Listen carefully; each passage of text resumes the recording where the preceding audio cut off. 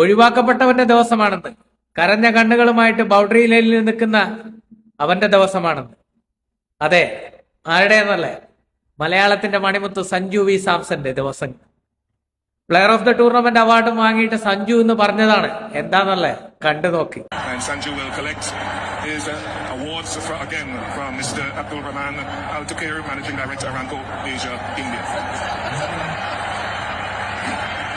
Over 320 runs on an average of 80, a strike rate of nearly 200 for Sanju Samson. Sanju, what does this moment feel like for you? Feels like a dream.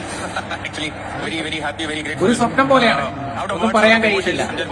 എന്താ പറയേണ്ടത്? ഒഴിവാക്കപ്പെട്ടവനാണ്.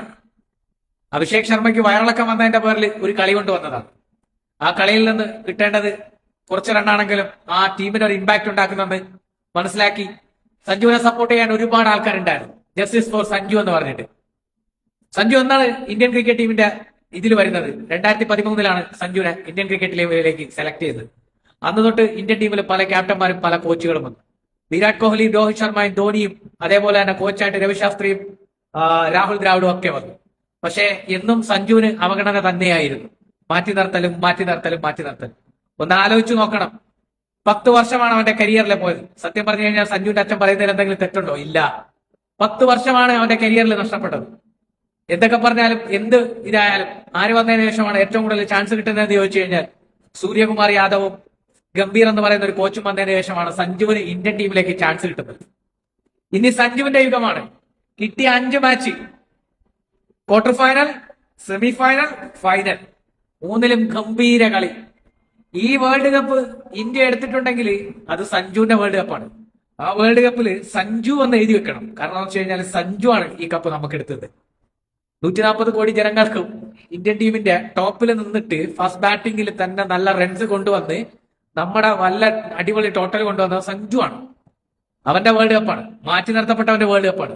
കരഞ്ഞവന്റെ world കപ്പാണ്. അവഗണന ഏറ്റുവാങ്ങിയിട്ട് ചങ്ക് പൊട്ടി മാറി നിന്ന് കരഞ്ഞവന്റെ world കപ്പാണ്. സഞ്ജു സാംസന്റെ വേൾഡ് കപ്പാണ്.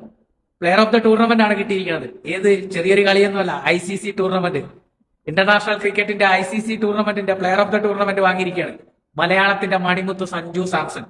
ഇനി ആർക്കെങ്കിലും മാറ്റി നിർത്തണോ? പറയ്. കൺസിസ്റ്റൻസി ഇല്ല, മറ്റേയില്ല, മറിച്ചില്ല എന്ന് പറയുമ്പോഴൊക്കെ എവിടെ? കണ്ടില്ലേ ചെക്കന്റെ കളി?